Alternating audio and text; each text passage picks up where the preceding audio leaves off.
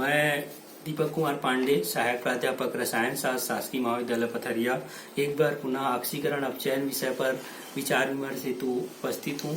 हम लास्ट जो हमारा वीडियो है उसमें हमने देखा था कि हम जो इलेक्ट्रोकेमिकल सीरीज है उसकी उपयोगिता पर चर्चा कर रहे थे और हमने चर्चा करते हुए डिस्प्लेसमेंट ऑफ मेटल होता है, धातु आयन का विस्थापन होता है, वहां तक चर्चा किया था। और आगे हम अब चर्चा करेंगे displacement of non metal. Displacement of non metal जो होती है मुख्य रूप से इसमें जो अधिक ऋण विद्युती बनाने की प्रवृत्ति रखते हैं, हमारे जो इलेक्ट्रोकेमिकल सीरीज में अधिक ऋण विद्युती बनाने की प्रवृत्ति रखते हैं, वो अपने से कम ऋण विद्युती बनाने की प्रवृत्ति रखने वाले अधातुओं को अपने विलयन में से प्रतिस्थापित कर सकते हैं।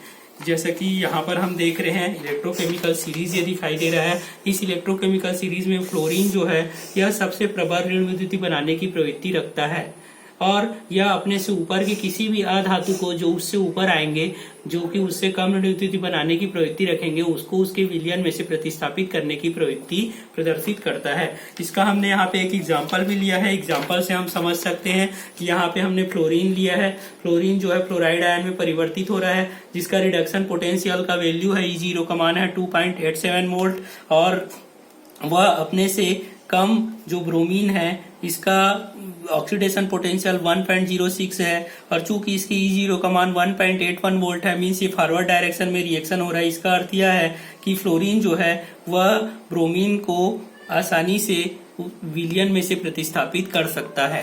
तो इस प्रकार से हम इसको समझ सकते हैं मित्रों। इसके बाद फिर हम नेक्स्ट देखेंगे displacement of hydrogen from hydra acid. अम्ल में से हाइड्रोजन का विस्थापन। तो हाइड्रा एसिड से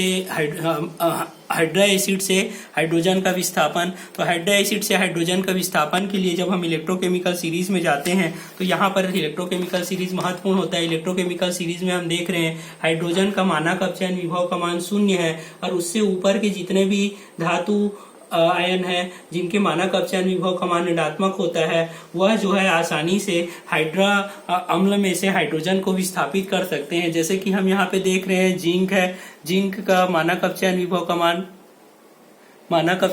का मान ऋणात्मक जिंक है। जिंक के मानक अपचयन विभव का मान जो है वह अधिक ऋणात्मक होता है हाइड्रोजन से और ऑक्सीडेशन पोटेंशियल में लिखे तो हम E0 = 0.76 है और इसका E का मान आता है, EMF का मान आता है 0.76। इसका अर्थ यह है कि हाइड्रा अम्ल में से जिंक आसानी से प्रतिस्थापित कर पा रहा है हाइड्रोजन को।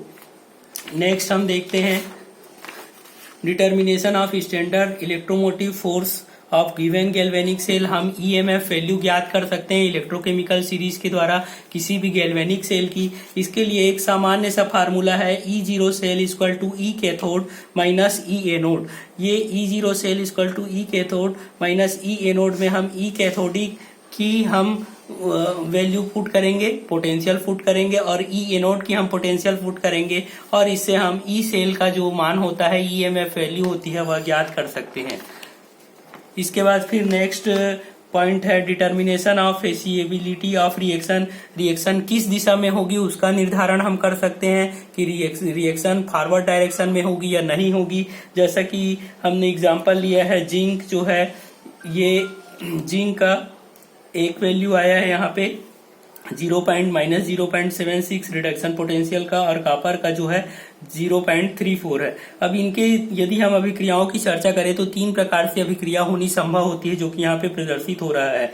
ये 3 प्रकार की अभिक्रिया हो रही है कि zinc ion, copper ion 4 electron के साथ अभिक्रिया करके जिंक और कॉपर धातु में परिवर्तित हो रहा है, लेकिन इसकी E0 का मान चूंकि ऋणात्मक आ रहा है, इसका अर्थ यह है कि यह अभिक्रिया फॉरवर्ड डायरेक्शन में नहीं होगी, क्योंकि ऋणात्मक E0 पे वैल्यू पुट करने पर ΔG का मान धनात्मक हो जाएगा, जो कि अभिक्रिया को प्रदर्शित करता है कि यह अभिक्रिया नहीं हो सकती है। इसी प्रकार से जिंक 2+ और कॉपर लेने पर जो है जिंक और कॉपर 2+ आयन बनेंगे, लेकिन यहाँ पे भी E0 का मान ऋणात्मक आ रहा है। इसका अर्थ यह है कि यह अभिक्रिया भी ΔG का मान धनात्मक आएगा। इसका अर्थ है कि यह फॉरवर्ड डायरेक्शन में नहीं होगा।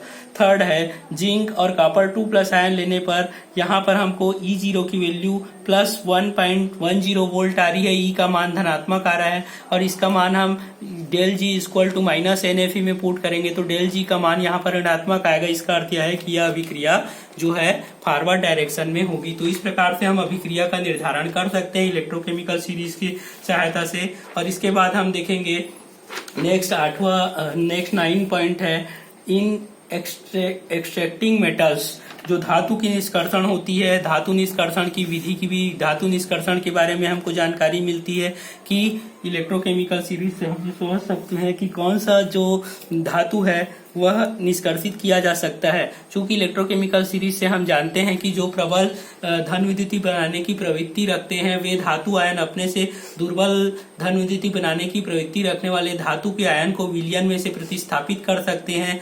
अर्थात जिसका जो है मानक अपचयन विभव का मान अधिक ऋणात्मक होता है वह अपने से कम ऋणात्मक मानक अपचयन या धनात्मक मानक अपचयन विभव रखने वाले धातु को उसके विलयन धातु आयन को उसके विलयन में से प्रतिस्थापित कर सकते हैं, जिससे हम आसानी से आयन एक्सचेंज या एक्सट्रैक्शन ऑफ मेटल को समझ सकते हैं। यहाँ पे हमने एग्जांपल लिया है कॉपर और सिल्वर नाइट्रेट का। कॉपर जो है वह सिल्वर नाइट्रेट के विलयन में से सिल्वर को प्रतिस्थापित कर देता है और कॉपर का नाइट्रेट बना लेता है। इस प्रकार हम देख रहे हैं कि कॉपर जो है सिल्वर नाइट्रेट को प्रतिस्थापित कर रहा है। यहाँ पे हम इलेक्ट्रोकेमिकल सीरीज में उसको देखते हैं तो ध्यान से देखें तो हम पाएंगे कि कॉपर जो है वह ऊपर होता है और सिल्वर का जो वैल्यू है वह नीचे है। इसका अर्थ यह है कि कॉपर का वैल्यू सिल्वर की अपेक्षा कम है, मानक अपचयन विभव का मान कम है। इस कारण से कॉपर जो है सिल्वर को उसके विलयन में से प्रतिस्थापित कर पा रहा है।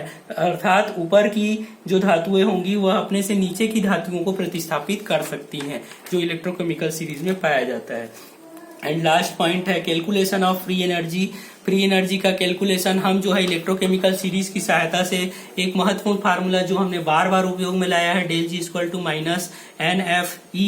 इस फार्मूले की सहायता से हम आसानी से del G equal to minus NFE जो दिखाई दे रहा है, इस फार्मूले की सहायता से हम आसानी से डेल जी का मान निकाल सकते हैं। इसमें हम n जो है नंबर ऑफ इलेक्ट्रॉन जो पार्टिसिपेट करेगा, F जो है फैराडे कांस्टेंट होगा और E जो है इलेक्ट्रोमोटिव फोर्स जो होगी वो होगी। जब E का जब हम मान रखेंगे तो डेल जी का मान हमको प्राप्त हो जाएगा।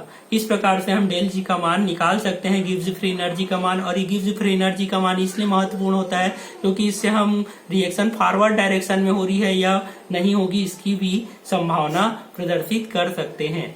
इसके बाद फिर मित्रों आगे के लिए नेक्स्ट मेरा वीडियो देखेंगे। धन्यवाद।